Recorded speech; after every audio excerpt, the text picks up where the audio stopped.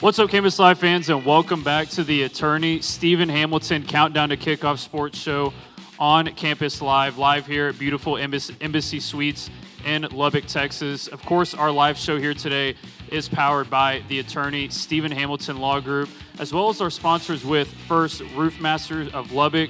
Fans, with all the rain we have received in the Lubbock area over the past couple of months, if you have type of roof damages, please make sure to check out roofmastersoflubbock.com.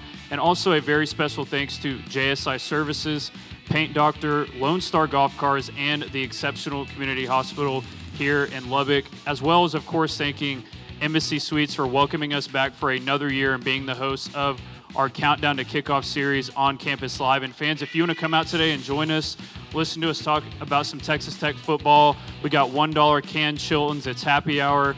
Great time. We got a crowd watching us here right behind the camera. And listen to us talk about part 4 of our Countdown to Kickoff series, Miller.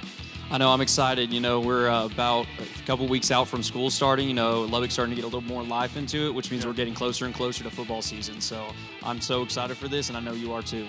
Absolutely. It's the best time of the year here in the 806. You know, football season, always so much fun. And that kind of moves us right into our first segment. Last week we had talked about our first practice, Texas Tech's first practice of fall camp, but since then, we have been at practices 2 through 6, and we can kind of give you some inside, notes and what we've seen at practice over the past week or so. And there's been a lot, Miller. It's been a lot of really good notes, a lot of great insight to what to expect from this team. And I think we can start off first with practice 2. And that was really watching the edge group whenever I was there, looking at Trey White, Adam Trick. This was LaDamian Guyton's first full practice. Trey White absolutely looks the part physically. He is 100% going to be a very, very high draft pick, and so is Adam Trick. But I think Trey White might be the alpha in this room. But the guys behind him, though, with LaDamian Guyton and Jamon Mathis, but really LaDamian Guyton, we'll touch on him more later, just how he is impressed over this past week or so. But this edge room is going to be very, very deep, and in my opinion, probably the best edge group in the Big 12 once again this year, Miller. Yeah, this is huge. You bring in two really NFL caliber prospects in Trey White and Adam Trick, and they're here to play. They're here to take that next step and become, valuable draft picks and make a deep, have a deep future in the NFL. And so when they're some of the first ones into the building and the last ones to leave, they kind of set the tone and precedence for this defensive line. And, what more can you ask for your team? Yeah, and really on this defensive line, watching a bunch of different guys, but Julian Laventure, who is in that second rotation, did miss the beginning of camp, and he missed this practice in particular. Still recovering from that burn on his hand. He was working off to the side, getting some conditioning in. We'll talk about him more later and how he has bounced back from that later on in the week. But at this practice, got to watch a little special teams work. Terry and Grant, he really flashed coming off the edge in blocking a PAT drill. But really in these early practices, especially this one, it was really focusing on Will Hammond. And he has looked sharp throughout this whole entire fall camp so far. I'm sure you have all seen the highlights all over social media so far. The knee looks healthy. He's moving around in the pocket. He looks comfortable. And he has been throwing to his wide receivers and tight ends throughout this whole entire fall camp, and he looks really good doing so, Miller. No, that's great hearing. You've been out there watching Hammond. Hammond, has had that kind of question mark coming into the season. Will he be ready for week 1? And it looks like he is going to be ready for week 1. He'll be healthy. He'll still probably have to wear that knee brace, just for protection. But these are, the first 2 weeks are games that we should blow out, and he should be done by halftime leading up into that Houston game week 3. Yeah, absolutely. And another guy that, was battling from that ACL recovery was Quentin Joyner. He is coming back in this offense and obviously such a very special player. This running back rotation, we've talked about it this whole entire basically offseason. Adding Quentin Joyner back to the mix just makes this the best running back room in the country. And even though, haven't really got to see him in team sessions and stuff like that, he has been extremely impressive, especially physically. He is sitting around 225 pounds right now. So that just speaks to how much weight, and muscle mass he has gained over this offseason.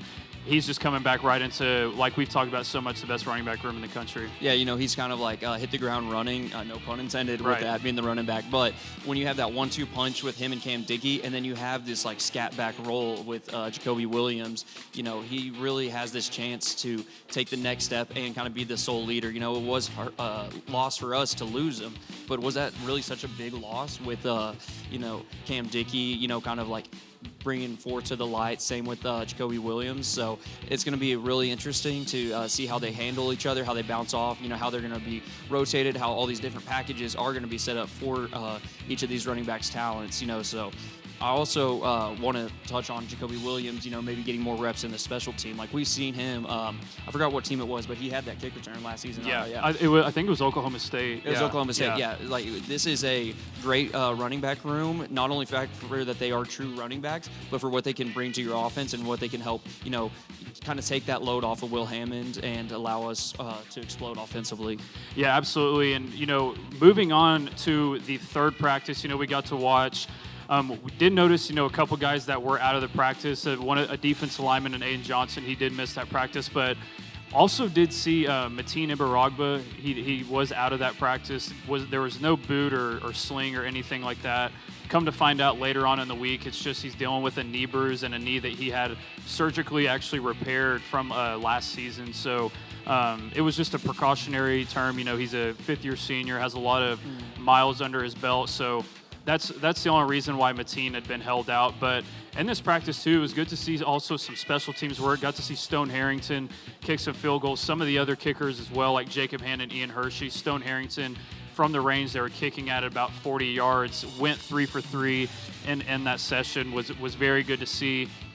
And then obviously, once again, in this practice, got to see some different guys on the defense, like Charles Anderson. He really stood out physically.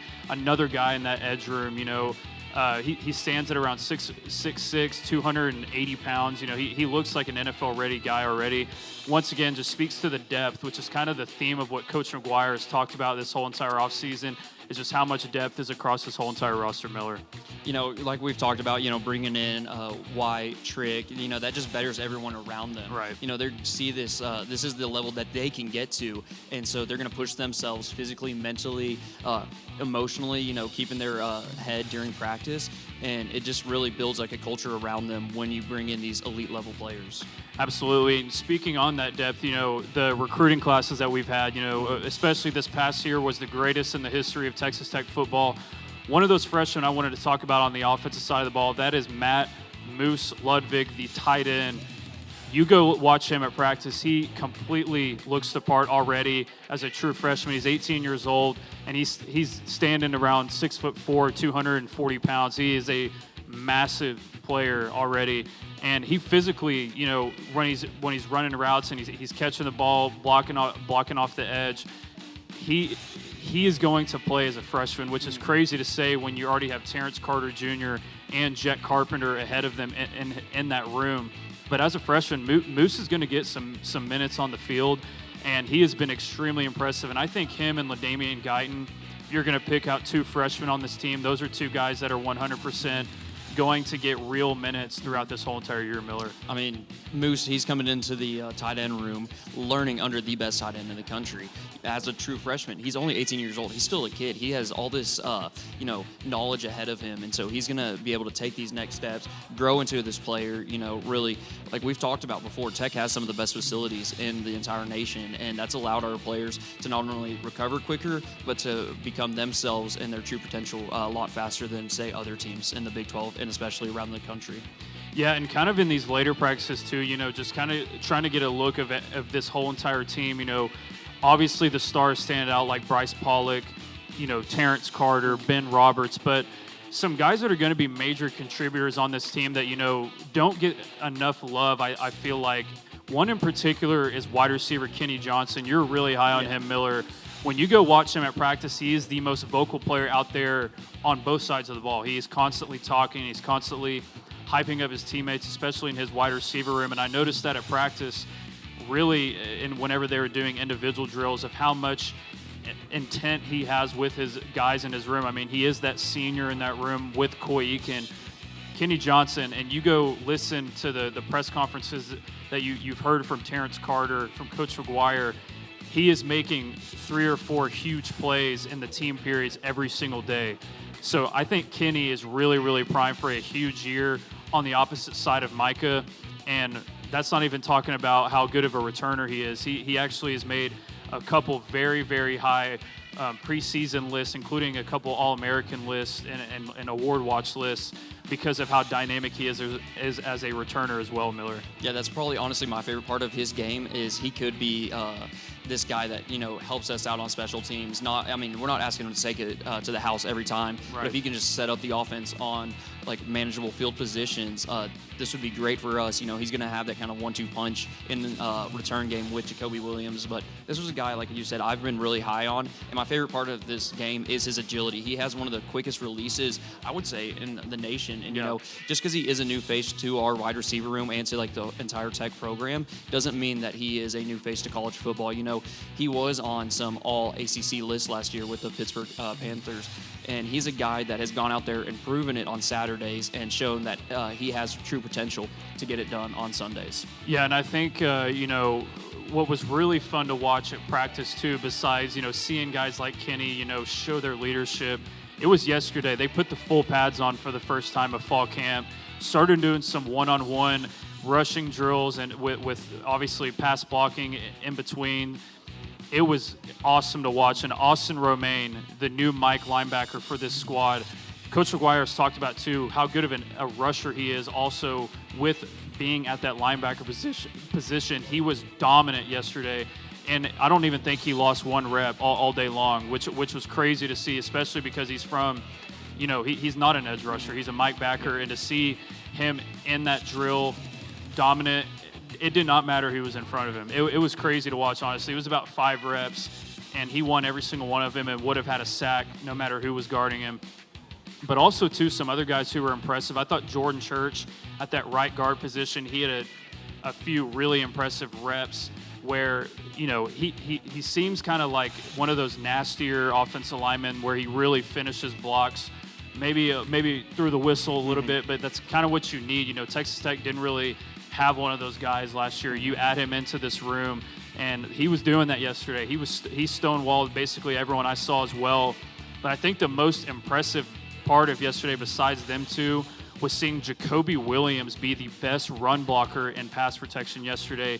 He did not lose a single rep, including going against Ben Roberts yesterday. He stonewalled Ben Roberts, who Ben Roberts could be maybe the best linebacker in the country this year. So seeing how Jacoby, the smallest running back in the room, going against, a big linebacker like Ben Roberts and winning that rep, it was really impressive to see, Miller. That just says so much about his mentality. Right. Last season he was kind of thrusted into this running back 2. Joyner comes back for this season, so he kind of drops off the ladder, goes down to the running back 3, and, instead of like hanging his head or trying to find an out, maybe going to like G6 school where he could be that guy, he's still going to go out there and compete and give it his all. Maybe it's not going to be kind of like taking reps offensively as like that you're running back. Maybe we're running little scat packages, on the return game with him. Yeah. But when he's one of our best pass blockers, that's huge. He really is taking this new role on, and he's run with it. Yeah, and I think that'll kind of move us straight into our Lone Star Golf Carts drive of the game. Fans, if you have any type of golf cart needs, if you're interested in buying one, if you're a golfer and you need a golf cart, please make sure to go check out LoneStarGolfCars.com or their store at 8507 Urbana Avenue here in Lubbock, Texas.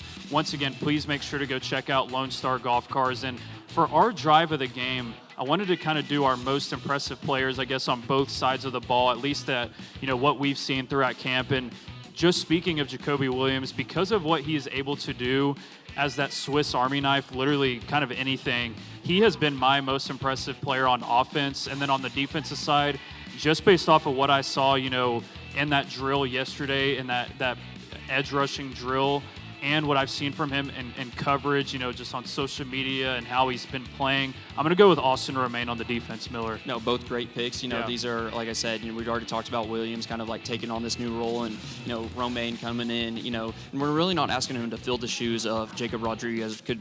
probably had the greatest defensive season a Red Raiders ever performed. But, he can kind of come in, balance out that linebacking room. But for me, my personal pick, I haven't had the luxury of going out like you have, but from what I've seen, the videos you showed me, what we've talked about in the office, offensive-wise, it's going to be Terrence Carter. He is, in my opinion, the best tight end in the country, and he is showing that day in and day out.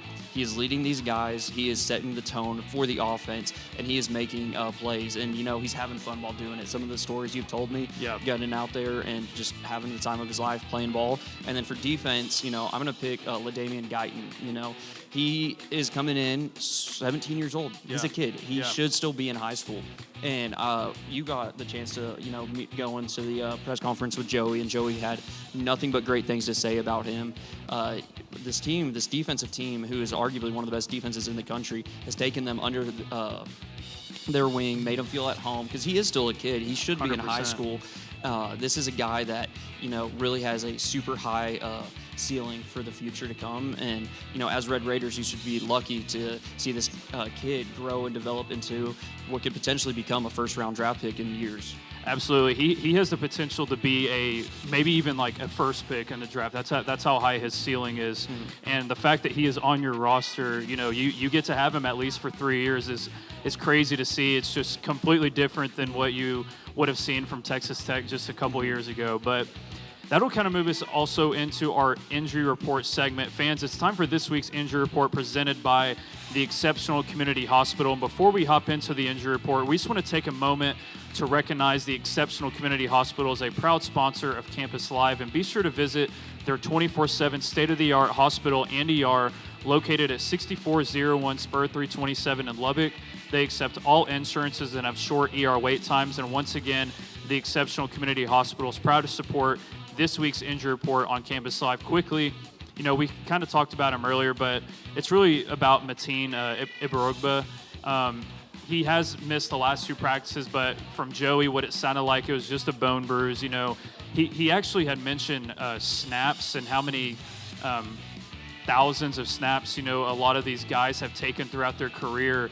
One of the player personnel guys, I kind of talked to him about that, like, hey, do we really need to, have him out there practicing right now every day if he, has a slight little tweak, He's had so many minutes on his career already that we need to preserve him. He kind of Coach McGuire kind of made it sound like that. So it doesn't sound like it's too serious at all. I'm sure if there was a game tomorrow, Mateen would play. Yeah, he's had significant minutes all throughout his career, especially last season with Wake Forest. And it makes sense. You don't want to risk one of your best players, potentially one of the best players in the conference. So there's been a lot of wear and tear. He's had those reps. He knows what's expected of him. So for Joey to kind of sit him back and be like, all right, you can take some time off, let these younger guys fill in your place and let's develop them. Yeah, absolutely. And thank you so much, fans, for coming out and supporting us. And if you want to come out here to Embassy Suites, join us and listen to us talk about some Texas Tech football, please make sure to come out here and join us for the Attorney Stephen Hamilton Countdown to Kickoff sports show on Campus Live, as we will go to our second segment, as we'll move into some predictions that we've kind of a little bit of controversy on social media from our social media platforms, so you'll have to stay tuned and listen to that. And as always, wreck 'em.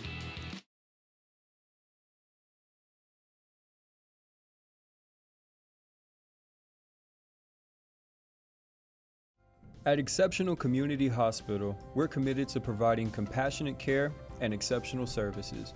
We offer a concierge-style patient experience with short ER wait times and care that is fast, professional, and personalized. Whether it's an emergency or an extended hospital stay, our team is here for you 24/7. Exceptional Community Hospital. Here, you're never just a patient, you're family.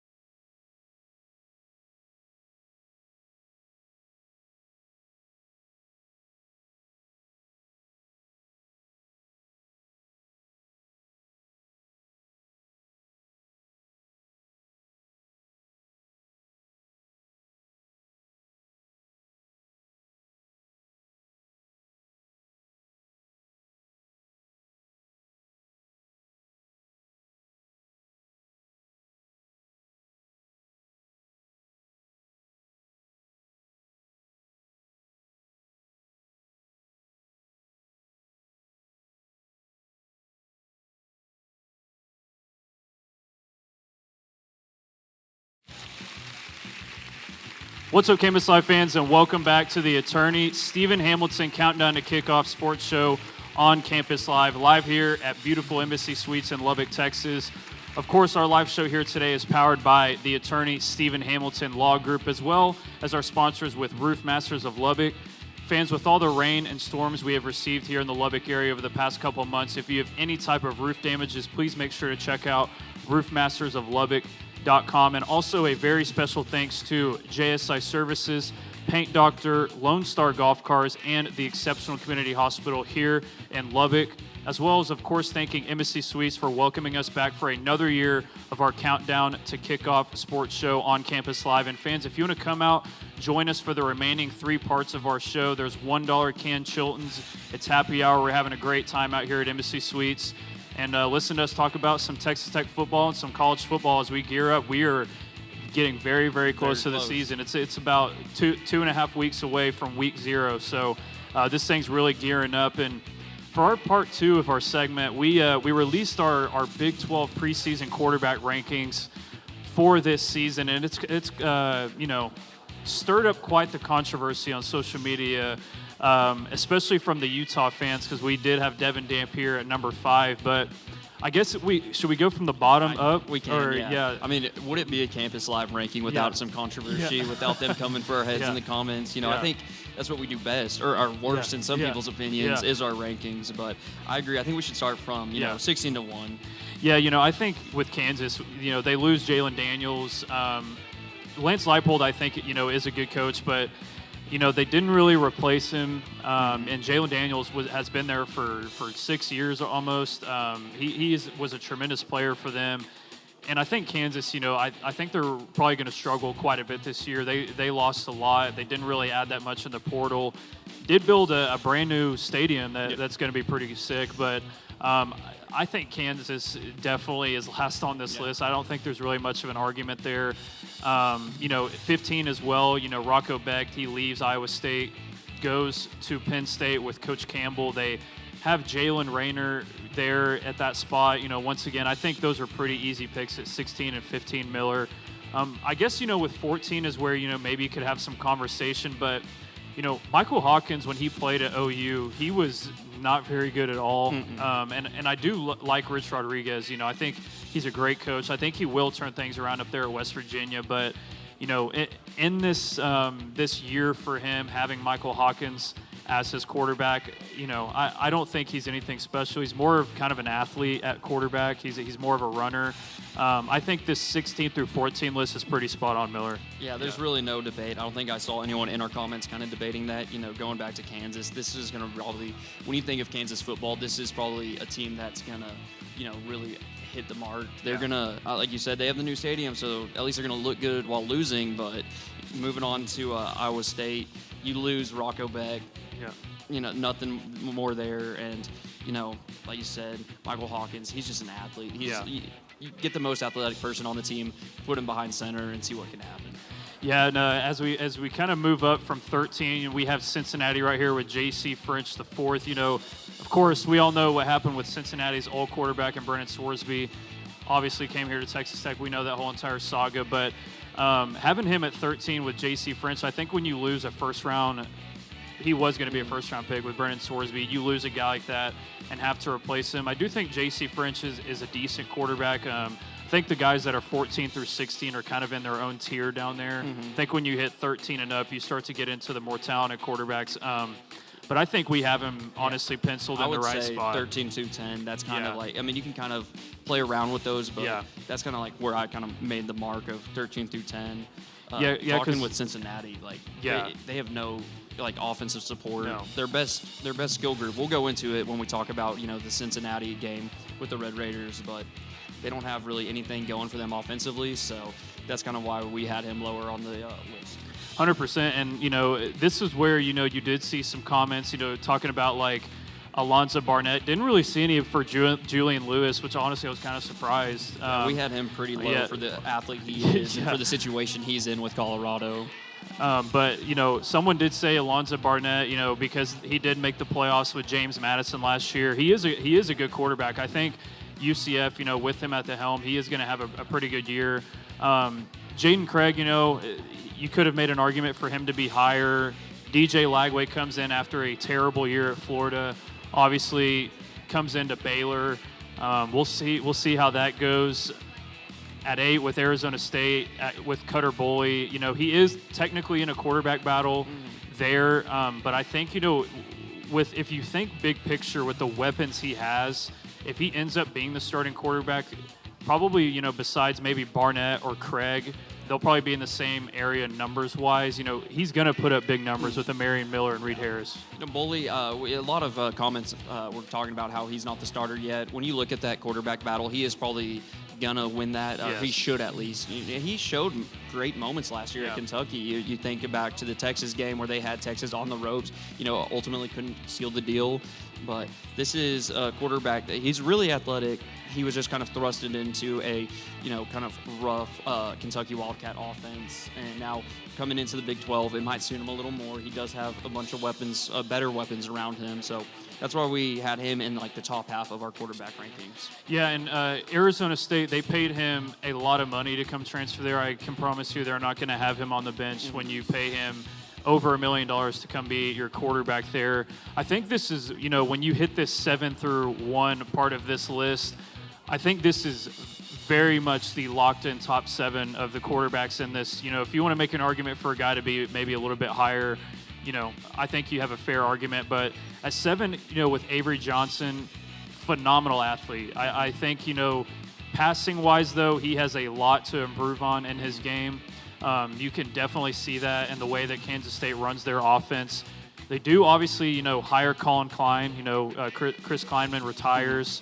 Colin Klein does come in. That could obviously make Avery Johnson a more polished passer. We've seen that with Marcel Reed. Last year at Texas A&M, he became a much better passer. But as far as, arm talent, accuracy, and also just with the weapons around him, I believe the guys that are above him, I think Avery Johnson is slotted in a good spot there at 7. I would agree with you. We talked about this because he has been in the conference for so long, been with Kansas State. I believe he's a 5th year, was a starter maybe his freshman year. I can't. He got reps his freshman year, but he's been the true starter ever since his sophomore year. He's going on to year 5, and this is his time to do it, and we just haven't really seen, other than a couple of games where he looks like, wow, this could be a guy that could make it to the NFL. And then he falls off the next week. So there's been no consistency in his career. So that's kind of where we settled in at the 7th spot. Yeah, and then, I think if you look at this list here at 6 with Connor Wegman, obviously had a phenomenal year last year. And Houston could be the second best team in the Big 12 this year. We'll have to see how the season plays out, obviously. But Houston should have another very good year. I think you could definitely make a real argument to put him above Devin Dampier at that 5 spot. But as far as, ceiling goes from a player perspective, Wegman is capped a little bit. I think, Devin Dampier, if he was to take another step in his game, you would see him obviously be in the top 5 quarterbacks in this conference. I think Connor has a great year once again, being the 6th best quarterback out of 16, isn't really a slight to you, honestly. I think it just speaks to how much quarterback talent is actually in the Big 12. But I think, having him at 6, you could make the argument probably to have him a little higher, maybe above a couple guys. But I think we have him in the right spot as well. Yeah, I think this is to the point of our list where 1 through 6, that is the upper echelon. Yeah. I don't really see a whole lot of separation between these guys. Yes, you can make arguments for seasons past and experience and how these guys have really stepped into their roles. But 1 through 6, you can really make a good argument to interchange them any way you want to. But with Connor Wegman, he had a kind of that breakout year last year. He's looking to settle into what could be a really good Houston team and potentially a Big 12 title contender. Another thing I do want to say is these are all preseason rankings. For sure. It says preseason right there. It's preseason for a reason.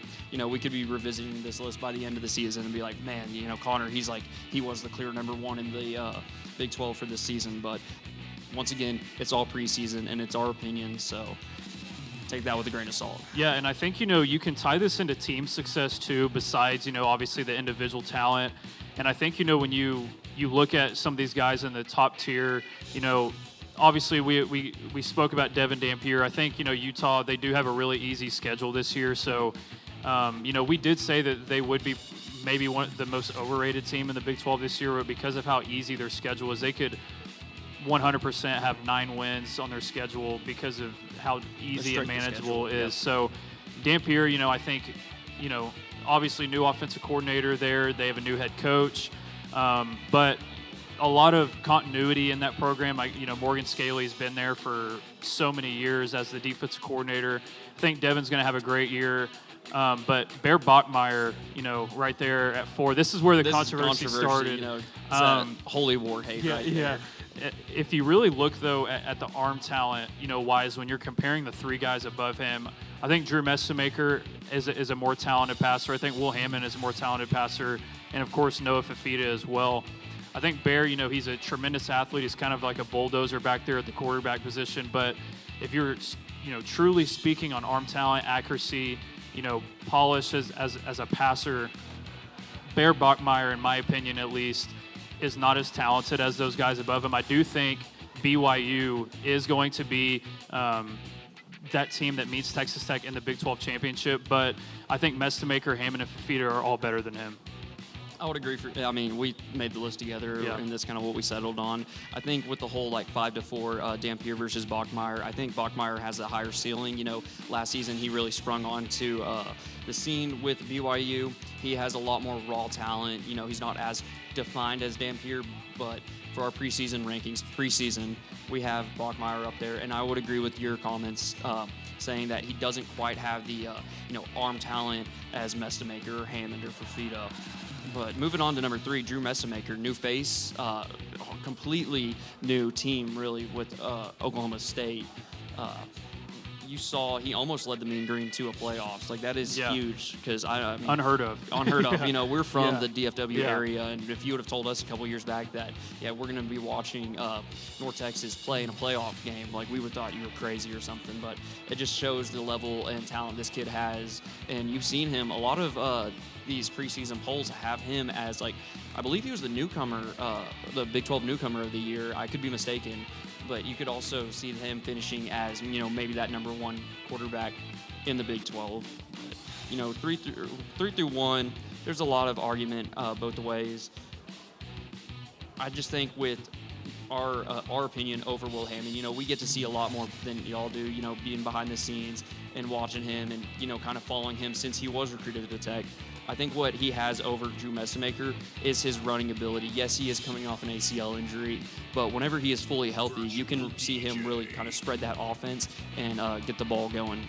Yeah, I think Drew Messemaker, he obviously was at the G5 level, with North Texas, right? But moving on to the Big 12, it is still, unbetold. We'll have to see how he plays, moving into the Power 4 level. But Drew, I think, obviously has that first-round talent if it, obviously moves on to the Big 12 play and everything like that. But he's going to have a ton of weapons around him. Caleb Hawkins at running back, Wyatt Young at wide receiver, obviously Eric Morris, ex-Red Raider, now the head coach at Oklahoma State, going to be very talented. But, I think these 2 guys above him, especially with Will, in our opinion, at number 2 here, is a lot of it is based off of team success. We have Texas Tech going undefeated, repeating as Big 12 champions. If he has a better year, which we agree that he will, than Barron last year, he is going to be a second or first team all-conference quarterback. And if he is so, he's going to be in the top 1 or 2 best quarterbacks in the league this year because apparently I think, he will be better than Barron was last year, definitely statistically. And then obviously at first we have Noah Fafita. He is a tremendous player. He was the best, I would say, besides Brennan Sorsby and a few other guys, was one of the best quarterbacks in the country last year. You've seen that with all the preseason hype and everything like that. Brett Brennan, we'll deep dive into their team this year, but Noah Fafita, in our opinion, will probably be the best quarterback in the Big 12 this year. Definitely statistically, too. He's kind of like their whole team a little bit. Not like the whole team, but he is a big part of their team. And that's why we have him at that 1 spot, because we believe Arizona is going to be a good team again. Yeah, he is definitely their best player. When you think of Arizona, you think of Fafita. On the contrary to Tech, when you think of Tech, you're immediately not going to Will Hammond. A lot of people, don't agree with us because coming off this ACL injury, he did kind of have a shaky game against Arizona State last season, but I don't believe that was his fault. I think that was a lot on kind of some of the coaching calls and decisions. And he might not even have played this year if Sorsby didn't have all that drama. He could have taken that medical year off, and we would have had Sorsby. And if we would have had Sorsby, the list would have been shifted around.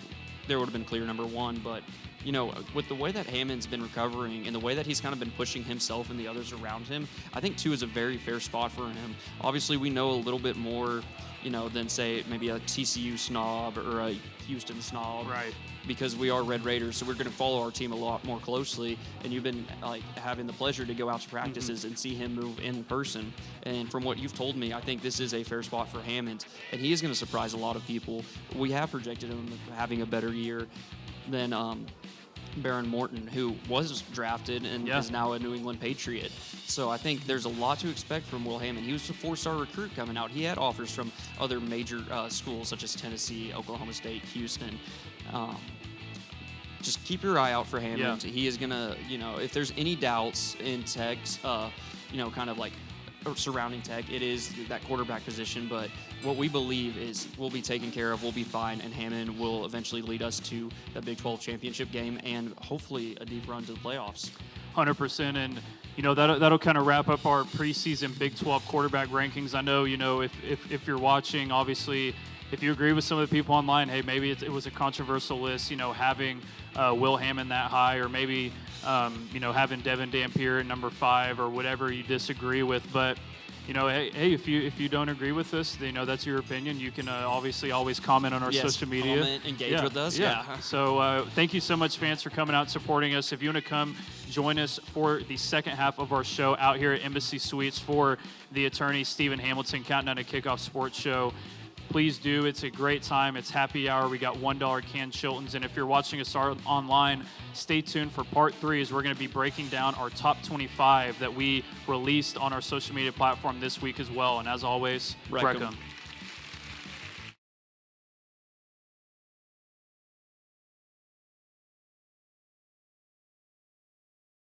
Come see Paint Doctor. We put a glide in your ride, or call us at 806-777-8080. 806-777-8080.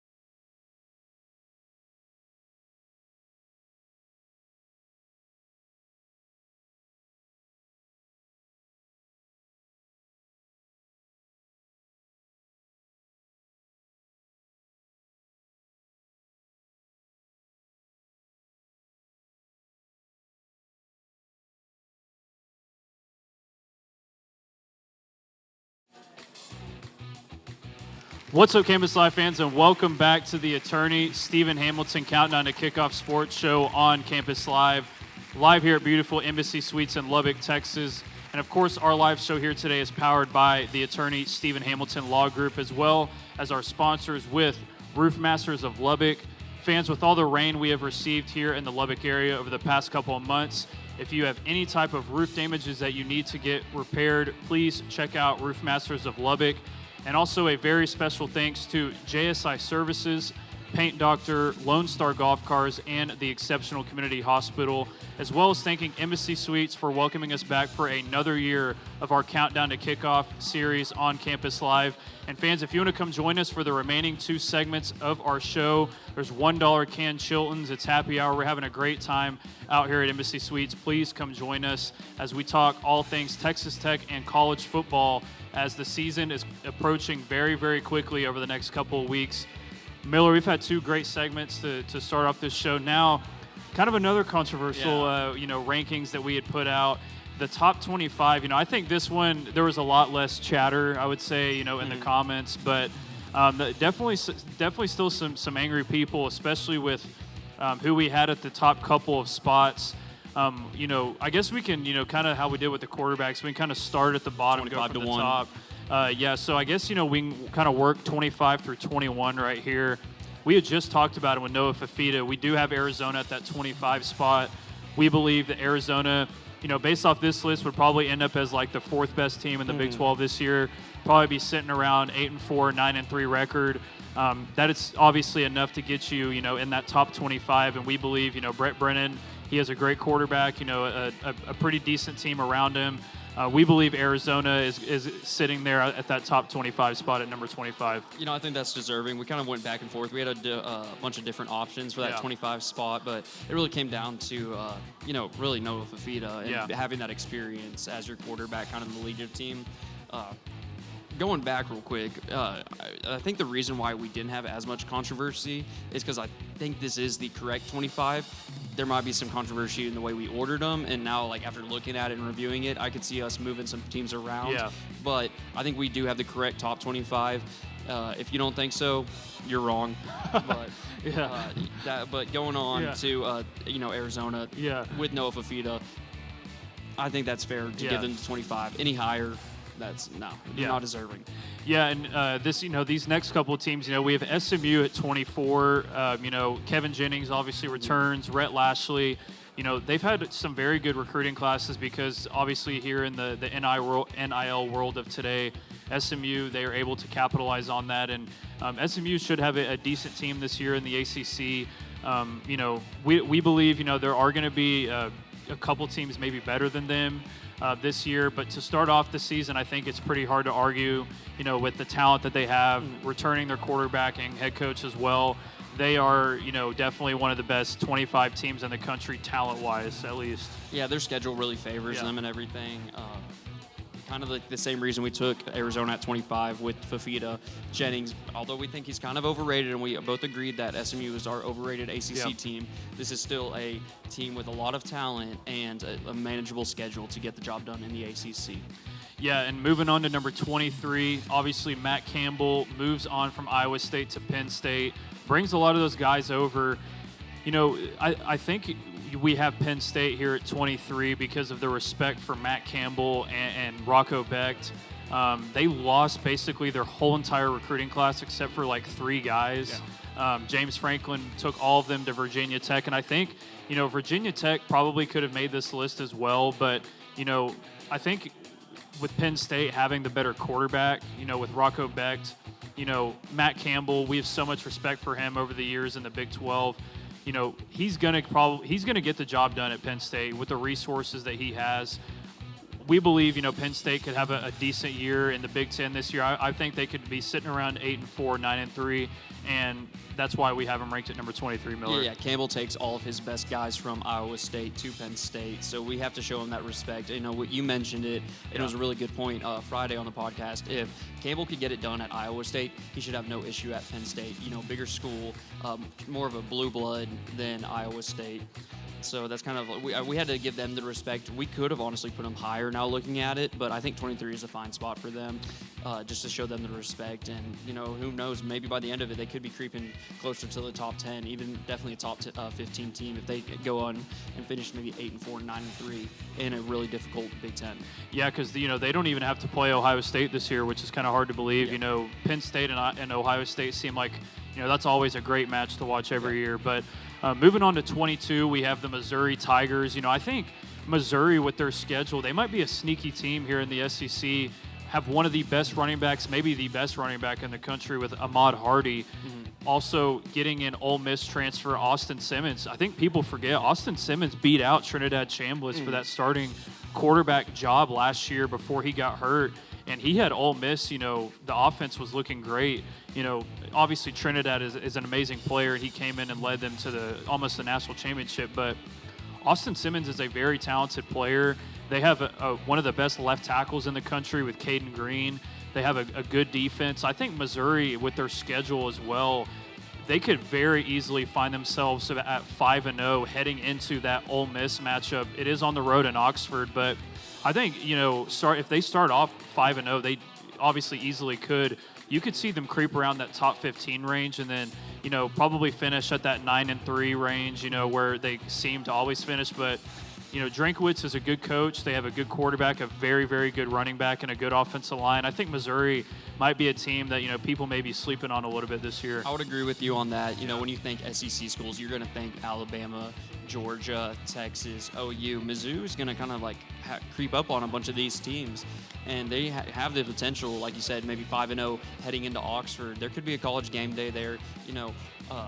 I'm big into fantasy football, and I'm in a big dynasty league. Hardy's one of the names that I have written down as, maybe someone I could, if my season doesn't work out, I could go try and get a draft pick, because this guy has NFL potential in the future. And really, a lot of people are sleeping on this Missouri team because they aren't, like a true big SEC name. So look out for them. Look out for the Tigers.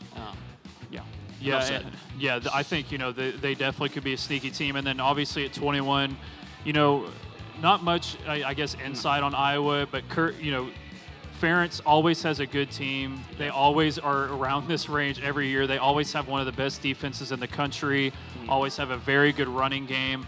I think, having Iowa at that 21 spot is a great spot, Miller. I think whenever we made our rankings, Iowa was already bolted into that 21 spot. That's just kind of where they always fall in those preseason rankings, and they really don't go up. Maybe they might go up to the 16, 15 range. They might falter and get unranked for a couple weeks, but they're going to end up around there. And Iowa is one of those teams, when you think about it, you're not going to have any really noticeable or notable quarterbacks, because that's not the style of football they play. They are kind of more that defensive, hard-nosed team. They're going to punish you for your mistakes, and it is going to be a bunch of low scoring, a bunch of punter action. Yeah. When you think of Iowa, you think of the punters and everything, but I think 21 is a fair enough ranking for the Hawkeyes. And 20 through 16 right here. First off, we have Louisville at the 20 spot. We have Washington at the 19 spot. We have Houston at the 18 spot, Tennessee at 17, and Michigan at 16. Of this group, I think it could be a sneaky group right here. I think, Louisville, I actually have them in my playoff because of how easy their schedule is. All of the returning talent they had one of the best transfer portal classes. A lot of investment going into that program at Louisville. But Houston, obviously, we've talked about them a lot on this show. We think they could very easily find themselves in a matchup with Texas Tech in what would be a rematch in the Big 12 championship at Cowboy Stadium. But Michigan, Kyle Whittingham going there. Bryce Underwood returns. They add in a lot of talent. Tennessee, it sounds like their quarterback, Faison, has had a very good camp so far. Josh Heupel is a great coach there. And Washington, Damon Williams, a lot of teams, including LSU and Miami, tried to tamper to get him away from Washington because of how talented he is. These are 5 teams right here, I think, that could very easily find themselves later on in the season 100% in that playoff conversation, because I think these 5 teams are very underrated, Miller. Yeah, these are teams that definitely could end up, maybe in that 11th seed for the playoff. Because speaking of 11th seed, you have Louisville, I have Tennessee. They're right here. They're right here. Washington, with Damon, there's a bunch of controversy in the offseason. He signed his NIL deals. committed to the Huskies, and then immediately entered the transfer portal. And Washington was like, whoa, you can't do that. He comes back, and he's been having great fall camp so far from what I've heard and read about. And then Michigan, having Kyle Whittingham come in, you've seen what he did with Utah and everything. Another year, Bryce Underwood. When you think of Michigan again, you don't really think of quarterbacks outside of Tom Brady. You had J.J. McCarthy, and they did just come off a national championship a few years ago, but it wasn't because of McCarthy's play. So it'll be interesting to see how Bryce can handle that pressure wearing the maize and blue. Maize and blue, sorry. Yeah, Michigan, I think that they could be maybe a little bit underrated this year as well. And they have a manageable schedule, and if they beat Oklahoma in that Week 2 game, Michigan could really open their season to starting once again, kind of like Missouri, 5-0, 6-0, and then kind of just truck along until they play Indiana and Ohio State later on in the season. I believe we had Michigan beating Oklahoma. Yes. We talked about Oklahoma, and we're going to talk to them about them sooner. But I think that is a game where Michigan does end up defending the turf and beating Oklahoma, and they're going to start getting some national recognition. Like, oh, is this Michigan team back? Are they a legit? Not really going for the Big Ten, because I think the upper echelon of the Big Ten is so elite. But is this a team that could kind of like make their way into a 9, 10, 11 seed in the playoffs? Yeah, moving on to our 15 through 11. This is a team, right here at 15, now knowing an injury at one of the most important positions on offense. Their starting center broke his leg. He's out for the year. We do have USC at 15. We have Texas A&M at 14. BYU at 13. A little controversial there on the comments of our posts. Alabama at 12 and LSU at 11. I think this one right here was maybe the segment, I guess, of these rankings where people had some issues with. Besides one, we'll talk about later. USC, I think we put them here at this 15 spot because of the respect we have for Jade Mailava and the recruiting classes that they have put together over the last couple of years. USC is going to have a very, very talented team, and they kind of like Missouri and Michigan. They have a manageable schedule this year. Their toughest games, a lot of them are at home. Oregon is at home. That's one that last year, a lot of those games, those tough games, like I think of the Illinois game that they lost on the road. USC would have been sitting there at 10-2. They might have been able to get in the playoffs. They could have easily snuck in. So, they returned their quarterback from last year. I think Lincoln Riley, if he's ever had pressure on him, it's this season. And, I think that they could be we did have them as one of the overrated teams in the Big Ten. But we kind of had to slot them there because of how Lincoln Riley has performed. It's kind of it's show it to us where then we can respect it's you. Very right. But I think this next pick might have been the one we had the most controversy with. I have no issues with it. I'm fine with it. Yeah, putting Texas A&M at 14. I think they lost so much from their team last year. They lose their offensive coordinator as well. I think Mike Elko is a great coach, but I just think they lost too much from last season. I think they had an overrated season last year. They had a very easy schedule, and honestly, they kind of got lucky to win that Notre Dame game because Notre Dame they missed that extra point. So Marcel Reed is back. He's a good quarterback, but I have no issues at all with putting A&M at 14 right here. I've got none either. You kind of covered all the topics I was going to talk about. Overrated season last year. When they were having to face these tougher opponents. They did beat Notre Dame, but Notre Dame had the chance to win it. Later in the season, you lose to Texas, and then you host Miami, and then Miami ends up upsetting them at home. I think with this season being a lot harder strength of schedule, and the fact that they didn't really retain anyone, they lost a lot of people. You do get to keep Marcel Reed. I think if they lost Marcel Reed, you might not even see A&M ranked. So that's why I'm kind of fine with having A&M at 14 and then BYU at 13, because BYU did keep a lot of their players. They did kind of bolster their defense, and their defense is what kind of, took them to the next level and allowed them to reach the Big 12 championship game. Yeah, absolutely. And I think, once again, this is a projection of what we believe is going to happen during the season. We believe BYU is probably going to be sitting there in that Big 12 championship game with Texas Tech at the very end of the year. BYU, they do have honestly a more difficult schedule probably than last year regular season-wise, because they host Notre Dame. At least it's in Provo, though. They don't have to go to South Bend, and they have to travel to Utah. I think, that is, a tougher schedule there, but I think they should have no issues winning every other game. And what if they were to upset Notre Dame in Provo? BYU would be in the top probably 7, and probably be undefeated at that point. So I think BYU is a talented team. They have a manageable schedule. And then obviously moving on to 12 with Alabama and LSU, I think you could honestly put either or right here. I think, speak about prove it, Kalen DeBoer has to prove it this year for Alabama. I know they made the playoffs last year, and they did beat Oklahoma, but honestly, those were 2 teams, in my opinion, that they were just honestly, most years they wouldn't be playoff teams. Mm-hmm. And I believe that, Keelan Russell, I think, is going to be a very, very good quarterback. I think their defense is going to be phenomenal, but I just, their running game has been non-existent under Coach DeBoer, and their offensive line honestly hasn't played very well. So honestly, with Coach DeBoer, it's kind of prove it this year for everyone in the country as well. I would agree. I had Alabama in my playoff teams because I think they are able to take that next step. This isn't Alabama, the old with under Saban. You did see them beat a banged-up OU in the first round of playoffs and then get absolutely smoked by Indiana. So I think I'm fine with having them at 12. But then on the flip side, at 11, you have a kind of, like maybe the face of the college football world this season when Lane Kiffin, he recruits, goes in, brings Sam Leavitt, $4 million quarterback. I believe that's what they paid him. They have, besides Terrence Carter, one of the other better tight ends in the nation with Trudez Green.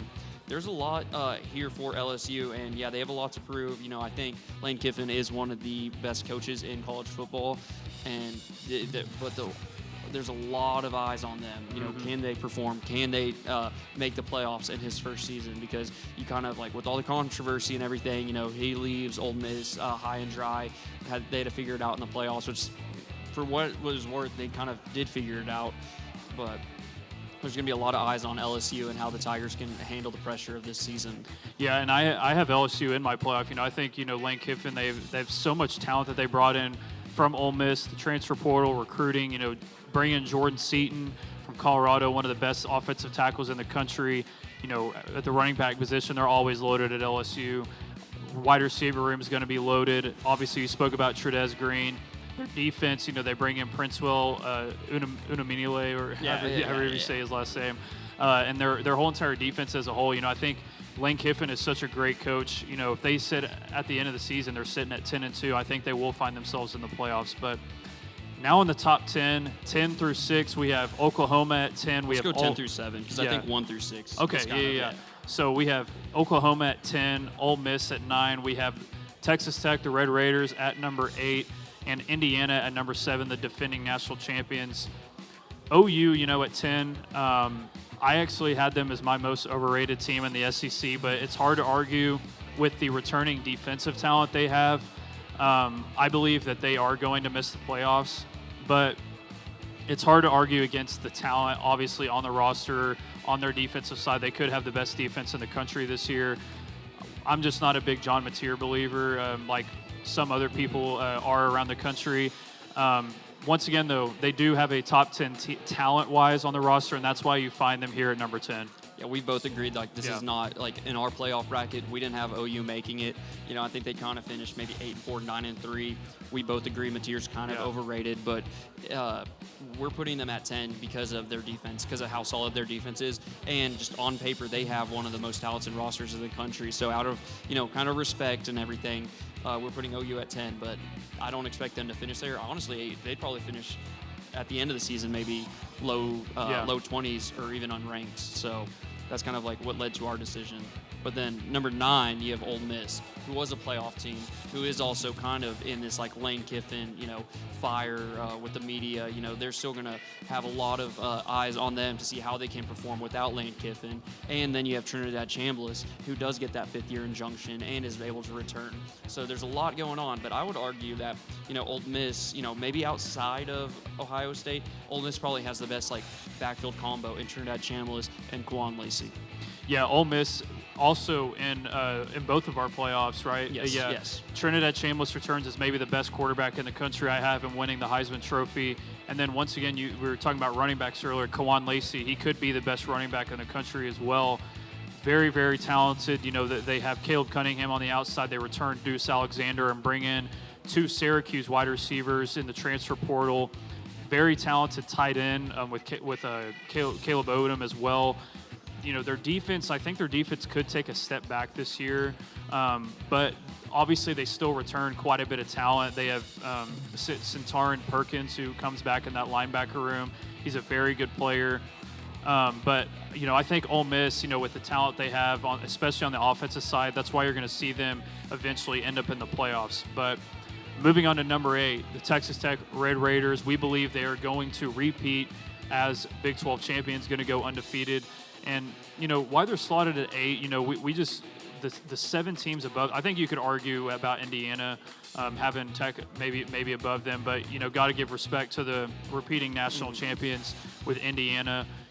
We believe Texas Tech has one of the top most 8 talented rosters in the whole entire country. With all of the depth on this team on the offensive side and especially the defensive side, Texas Tech is primed for another amazing season this year, and I have no doubt in my mind that they're going to repeat as Big 12 champions. Yeah, I think 8 is a reasonable spot. Say Sorsby is our starting quarterback. You could even see Tech maybe a top 5 team. But with the amount of depth that we have, with us projecting them to go 13-0, winning that Big 12 championship, getting that bye, I think 8 is a very fair spot for the Red Raiders.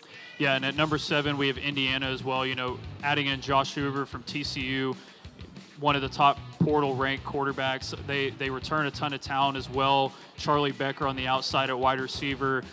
They did lose a little bit on their offensive line and their running backs, but on their defense, their defense could be even better than it was last year. And they just added about 3 guys because of the 5-for-5 ruling and the Colorado injunction. So Indiana's going to have an amazing defense once again, and Josh Hoover is going to have a ton of weapons.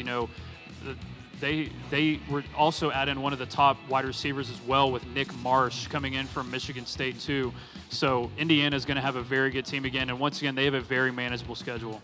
Yeah, I mean it is kind of hard, showing the reigning national champions, the defending national champions at 7, but that just kind of shows what we think of 1 through 6, and that's kind of why I said earlier, like, don't go 10 through 6, go 10 through 7, because I think really 1 through 6 you can make an argument for any of them being the 1 seed. We kind of settled on a 1 seed. You liked them. I don't really agree. I think they probably could go to 3 or 4, but they're still a top team. But as far as Indiana goes, this is a team that, maybe not be. I don't believe they're the favorites to win the Big Ten, but under Cignetti, like, it wouldn't surprise me if they do end up winning the Big Ten again. Yeah, and then 6 through 1, we believe these are the 6 teams with the best chance to win the national championship. At number 6, we do have the Georgia Bulldogs. Number 5, we have Notre Dame. Number 4, we have Miami. Number 3, we have Oregon. Number 2, Ohio State. 1 and 2, we did have, a conversation about who to put there because we do believe these are the 2 most talented teams in the country. We do have Texas at number 1, but Ohio State and Texas, I think, there's a very good argument to put Ohio State at 1 as well. We believe these are the 6 best teams in the country, and I think you can make your argument for any 6 of them to go on and win the national championship this year, Miller. Let's just go ahead and start with 6. They return Gunnar Stockton. Kirby Smart, I would say, is probably the best SEC head coach right now. Yeah. I don't know if you'd agree with me on that, but really 6 through 1, there was some controversy in here, like in the order we put it. A lot of people didn't believe Texas was 1, but if you look at who Texas returned and who they also gained in the portal, Texas on paper has the best roster in all of college football. And so since it is a preseason ranking, we just decided to go ahead and set them there. Yeah, they might not have, kind of the runs or like been living up to the expectations they should, missing out on the playoffs last year. But we've been saying this. If Sark's going to get it done, this is his team. It's got to be this team. Yeah, and, there were some conversation, too, about Notre Dame being at number 5. I don't really think being top 5 preseason is disrespectful. No. You are one of the best top 5 teams in the country. They return an amazing defense. C.J. Carr comes back. They did lose, Jeremiah Love and Jadarian Price, though. That's not 2 things to scoff at. They do, return basically their whole entire receiving core and have a very talented tight end as well. But Notre Dame's going to be very good. Miami at 4. I do have them in the national championship facing off versus Texas. Darian Mensah comes in, Mario Cristobal. They, almost win the national championship last year. I think with everyone they add in on this whole entire squad, return Malachi Toney, they get Jackson Cantwell, the 5-star best tackle in the country. He's going to be playing on their offensive line. returning Mark Fletcher at running back, and then adding the top edge rusher in the portal and Damon Wilson. Miami's going to be loaded once again, Miller. Yeah, I think Miami is one of those teams that wouldn't surprise me if they find their way back to the national championship. Cristobal's a great head coach. Yeah. They're the clear favorites to win the ACC, which kind of sets up, a favorable path to the national champion. I would argue that they kind of got better than last season. Yeah. I would say Darian Mensah is a better quarterback than Carson Beck, although Carson Beck, the other night preseason game did kind of look legit. I think Darian Mensah does have a good, lost for words, but he does have a good shot at maybe winning the Heisman, and he is probably he was the best quarterback in the transfer portal. I know you could make arguments for Josh Hoover going to Indiana or Sam Levitt going to LSU, but Darian Mensah led the Duke Blue Devils to an ACC title last year, so that's no small feat in itself. But I think Miami at 4 is good, and Oregon at 3. I think I've read a lot of reports, seen a lot about them. Dan Lanning, great head coach. He returns Dante Moore, could be one of the best quarterbacks in all of college football this upcoming season. They probably are the most complete football team on this list going into the start of the season. Yeah, Oregon is going to be a very talented team. Obviously, we have them at number 3. Number 2 with Ohio State. I think, obviously returning Julian Sand, Jeremiah Smith, so much on this roster. Their defense is going to be a question mark with how much they lost, obviously, with Caleb Downs, Arvell Reese, Sonny Styles. You go down the list. That defense last year was just insane. Legit. But they still return so much talent, and they add in a bunch of talent from the transfer portal. Ohio State is going to be one of the best teams in the country this year, and they face off versus number 1 once again.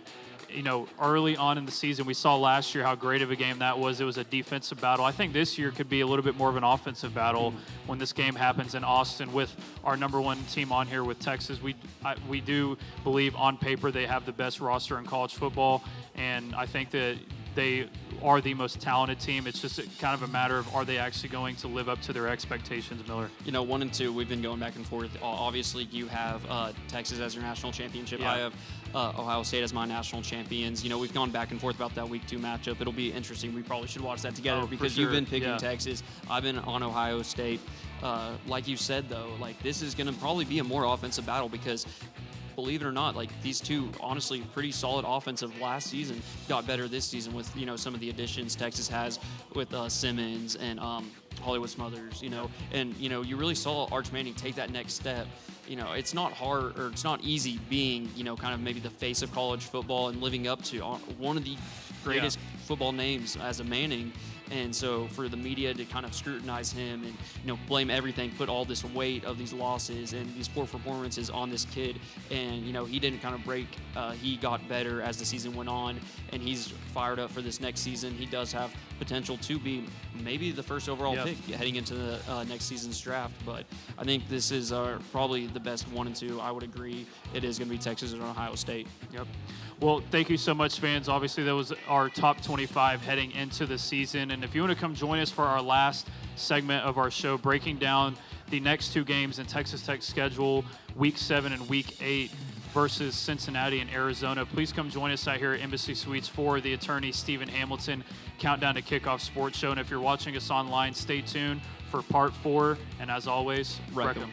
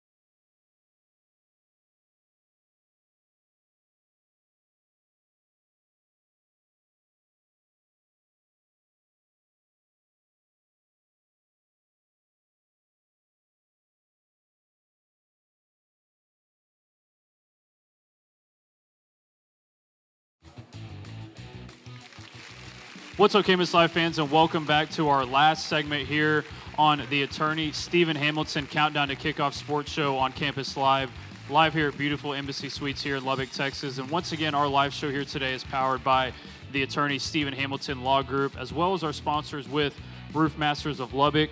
Fans, with all the rain we have received here in the Lubbock area over the past couple of months, if you have any type of roof damages, please make sure to check out Roof Masters of Lubbock. And also a very special thanks to JSI Services, Paint Doctor, Lone Star Golf Cars, and the Exceptional Community Hospital here in Lubbock, as well as thanking Embassy Suites for welcoming us back for another year of our Countdown to Kickoff Sports Show on Campus Live. And if you want to come out, join us for our last segment here of our show. There's $1 canned Chiltons. We're having a great time out here, and come listen to us talk about some Texas Tech football and some college football, as we are just a few weeks away from week 0.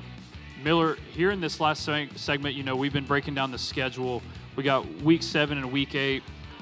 For Texas Tech, this game, we would have them currently at 6-0. Heading into this Cincinnati matchup at Cincinnati, I think there's going to be some bad blood in this game based off of what happened this offseason. A lot of subliminal shots here and there about the whole Brennan Sorsby drama. Obviously, Scott Satterfield, some shots there from their AD as well, saying, they didn't know about it. Well, Yeah, there's a lot to kind of look forward. This is the game that I, had circled on my calendar, when we thought Sorsby was going to be our starting quarterback returning to Cincinnati. There has been a bunch of he said, she said going into the season. But this is a game that, man, I would just love to kill him, especially going on the road to Cincinnati, just honestly going BTA and showing them, you're going to mess with the Red Raiders, we'll mess with you right back. 100%. I think this game is going to be circled for Coach McGuire on this schedule just because of everything that happened, behind the scenes, I'm sure, too, as well. And Cincinnati, without Sorsby, they do have J.C. French IV. We had talked about him earlier.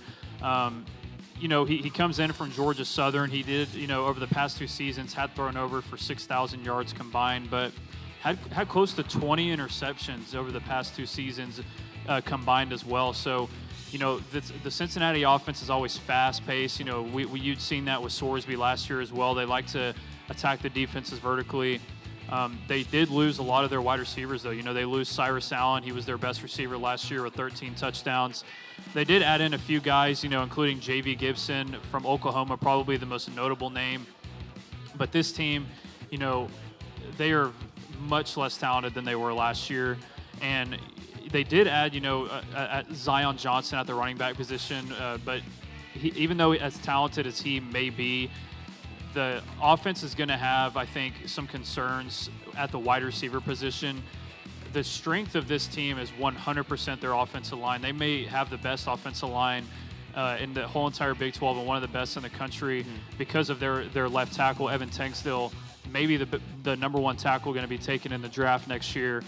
They are very, very good. And this Cincinnati team, though, besides their offensive line, I think their defense, not very deep at all. They're very, very weak. And I think this is an opportunity because of everything that happened this offseason to go up to Cincinnati and what will probably be a pretty ruckus crowd, honestly, because of what's happened.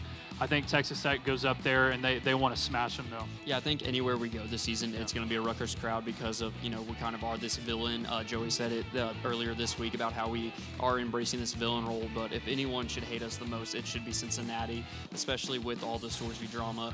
Going in there, they have a terrible defense. They produced the fewest interceptions out of any FBS school last season just because they played this super soft coverage. They did bring in a new defensive coordinator. I'm blanking on his name right now, but he's trying to transition this defense into more of like a 3-4 blitzing scheme, which I think that maybe open up the secondary for some of our guys, Micah Hudson, Coy Eakin, Terrence Carter, to really take advantage and really allow Will Haven to sling the ball downfield. But I think you hit the nail right on the head.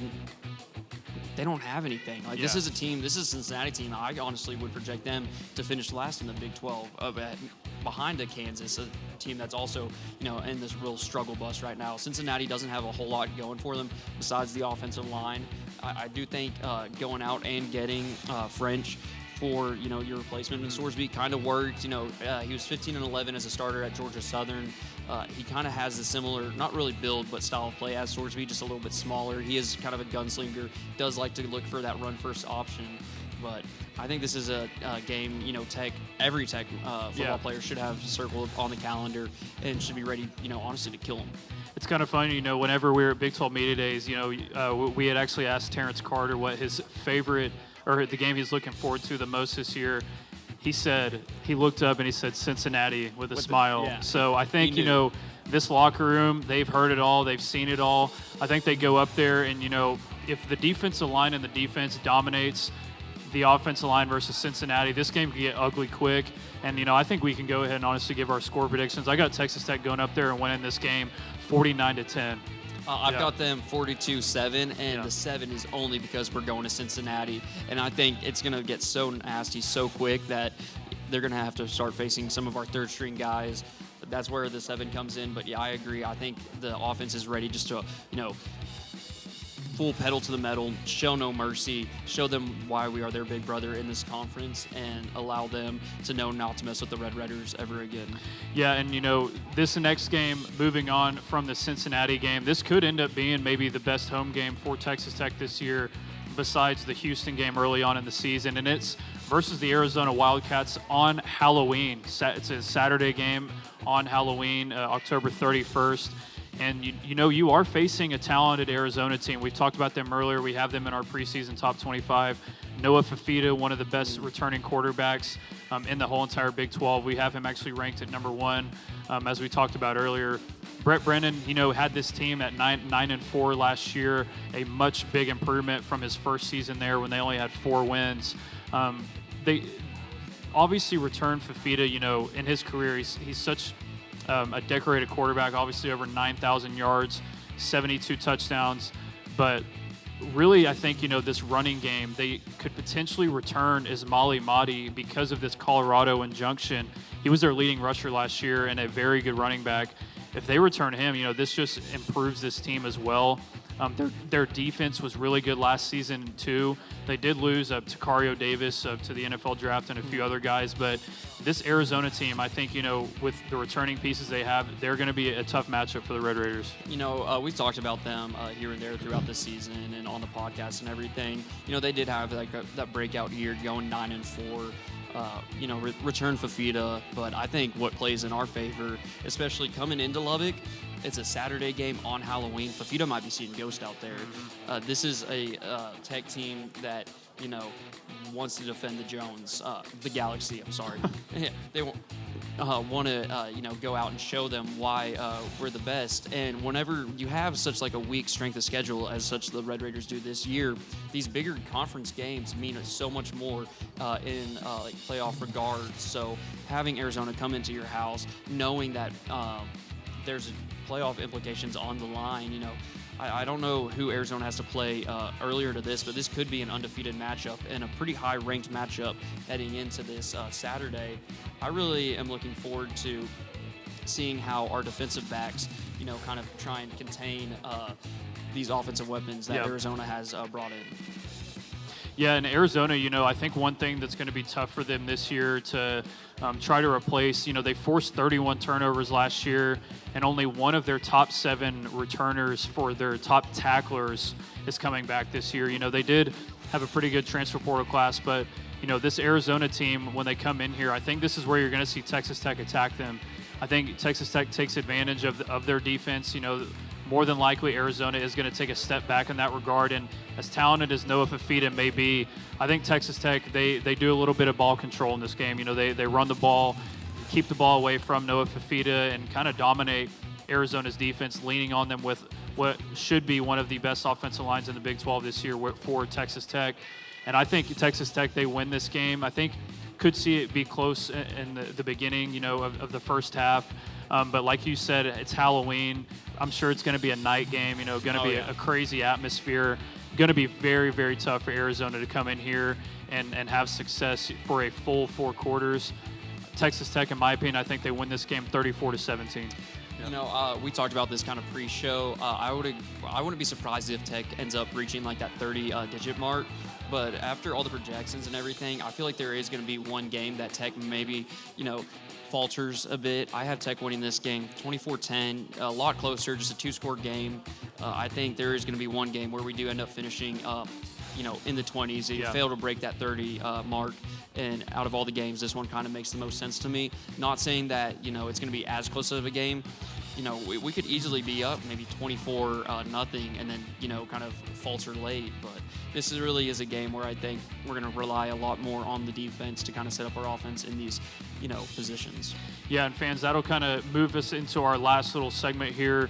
Fans, JSI Services is a proud partner of Campus Live, and be sure to visit their website at jsiservicesllc.com to learn about their asphalt/paving services, earth and dirt works, concrete and gutter paving, crack fill, seal coating, and stripping services. And thank you to JSI Services for their proud support of Campus Live. And it's our Paving the Way to Victory segment. We've kind of already talked about it, how Texas Tech is going to win both of these games at Cincinnati and versus Arizona at home. I said it earlier, I think at Cincinnati, it's going to be your defense dominating Cincinnati's offensive line because Cincinnati does have such a strong offensive line. I think Texas Tech does that, though.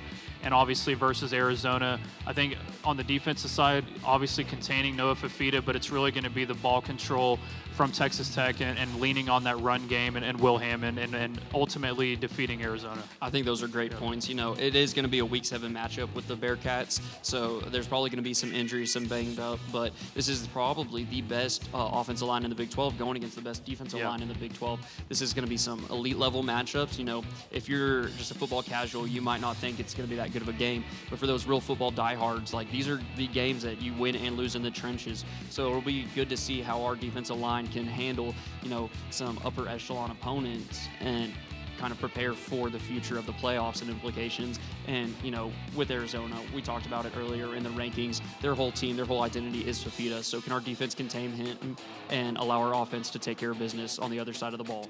Well, that has us at Texas Tech at 8-0 so far throughout our schedule breakdown, even though we've kind of teased what we have them at the end of the season. But I'd take that. Yeah, absolutely. And that'll kind of wrap things up here for the attorney, Stephen Hamilton, Countdown to Kickoff Sports Show, live here from Embassy Suites. And once again, thank you to our sponsors with Roofmaster, Paint Doctor, Lone Star Golf Cars, JSI Industries, and the Exceptional Community Hospital, as well as our fans who have continuously showed us support every single week for our Countdown to Kickoff Sports Show. And if you want to come join us for next week's show, it'll be at the same time at 5 p.m. here at Embassy Suites next Wednesday. And remember that Campus Live is your one-stop news source for all things Texas Tech and Lubbock. Wreck 'em.